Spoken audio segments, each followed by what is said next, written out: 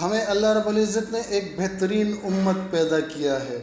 تو ہمارا بھی یہ حق بنتا ہے کہ ہم اپنے اعمال سے، کردار سے یہ ثابت کریں اور بن کر دکھائیں کہ ہم ایک بہترین امت ہیں۔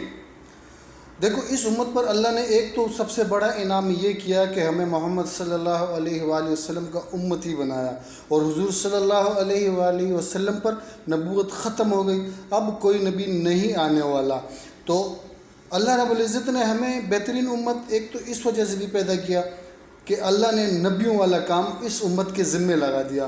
امر بالمعروف و نہی عن المنکر۔ تو ہمارا حق یہ بنتا ہے کہ ہم یہ اپنے عمل سے، کردار سے اور یہ ثابت کر کے دکھائیں کہ ہم ایک بہترین امت ہیں۔ دیکھو، ہمارے اوپر اپنے بھائی، رشتہ دار، یار، دوست جو ہمارے عزیز و اقارب ہیں، یہ ہمارا حق بنتا ہے کہ اگر ہمارا کوئی یار دوست، کوئی رشتہ دار، کوئی عزیز و اقارب یا کوئی ہمارا تعلق والا جس سے ہمارا تعلق ہو، اگر وہ کوئی برا عمل کرتا ہے، وہ نماز نہیں پڑھتا، روزہ نہیں رکھتا، حج نہیں ادا کرتا، طاقت و وسعت ہونے کے باوجود حج ادا نہیں کرتا، زکوٰۃ نہیں دیتا،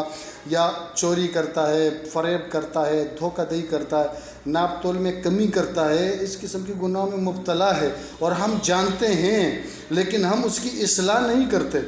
دیکھو، امر بالمعروف و نہی عن المنکر یہ ہمارے ذمے ہے، نیکی کی دعوت دینا اور برے کاموں سے روکنا، خود بھی برے کاموں سے روکنا اور دوسروں کو بھی روکنا، خود بھی نیکی کا کام کرنا اور دوسروں کو بھی اس کی دعوت دینا، یہ اب ہمارے ذمے ہے۔ اگر ہمارا کوئی رشتہ دار، یار، دوست، عزیز و اقارب میں سے کوئی ان گناہوں میں مبتلا ہے، نماز نہیں رکھتا، عبادت نہیں کرتا، گناہوں میں مبتلا ہے، اور ہم اس کو نہیں روکتے اور وہ ان اعمال کی وجہ سے وہ جہنم کی طرف جا رہا ہے اور ہم اسے نہیں روکتے، ہم اس کی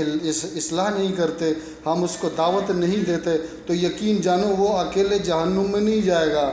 ہم سب اس کے ساتھ جہنم میں جائیں گے۔ اللہ ہم پر رحم فرمائے۔ تو امر بالمعروف و نہی عن المنکر کرو، اب دعوت دو دین کی، خود بھی نیک اعمال کرو، دین پر چلو اور دوسروں کو بھی اس کی دعوت دو۔ تو اس کے لیے ہمیں بزرگوں نے ایک طریقہ بتایا ہے کہ اس کے لیے ہمیں تبلیغ میں نکلنا پڑے گا، وقت لگانا پڑے گا، کیونکہ جب ہم خود کچھ سیکھیں گے تو دوسروں کو سکھائیں گے اور دعوت دیں گے۔ تو میرے بھائیوں، اللہ رب العزت ہمیں